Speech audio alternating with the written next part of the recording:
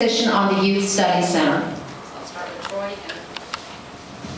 and take turns. I am in favor of the Youth Study Center. I'm in favor of using the Youth Study Center, though in collaboration with all of the revised library systems that are also being done today.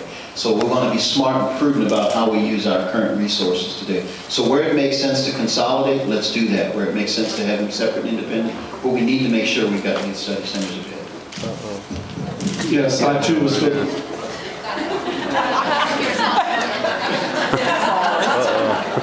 I'm for them as well. We have to be creative about refining facilities and working in. Libraries are certainly one group of facilities, but it's all about budgeting and available dollars. And the idea is to do like we did with the Board of Regents, is to get buildings done that are workable. But it's also a budgetary issue. He doesn't know what it is either. Oh my God. I think it's critically important for kids, our students, to have a place to go out of school. I also think giving the schools have a $1.6 billion rebuilding plan, that we need to look at how to locate these youth study centers at our school buildings being built. I think they're important, but given the budgetary crisis, the more we can co-locate them at libraries, at schools, at other civic centers, the easier it is going to be to staff them, the easier it is going to be to maintain them.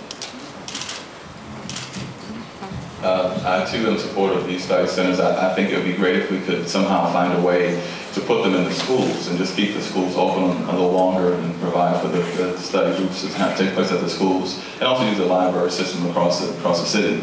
It's important that we also try to work in, I think, along with the recreational activities, some kind of way to have the after school, the youth study centers to be involved with that as well, to work with the kids who are playing ball and participate in extracurricular activities. You know, I want to be clear because I think that some folks may have misunderstood. The Youth Study Center is a jail. It is a prison for juveniles. It has been the subject of some very difficult litigation because advocates in the community have seen very clearly that it has not served children who've been imprisoned there and who've been imprisoned for long periods of time and haven't had access to education at all. And of course, the push has been to get this administration, the negative administration, to revise its policy there so that children really do have an opportunity to learn in spite of the fact that they may be incarcerated. And so the first thing is that the negative administration has to absolutely settle this litigation and move forward on this issue so that children who may have made a mistake in their lives have a real education opportunity. If they're locked up 23 hours out of a 24-hour day, there's no chance that we can decrease the recidivism rate.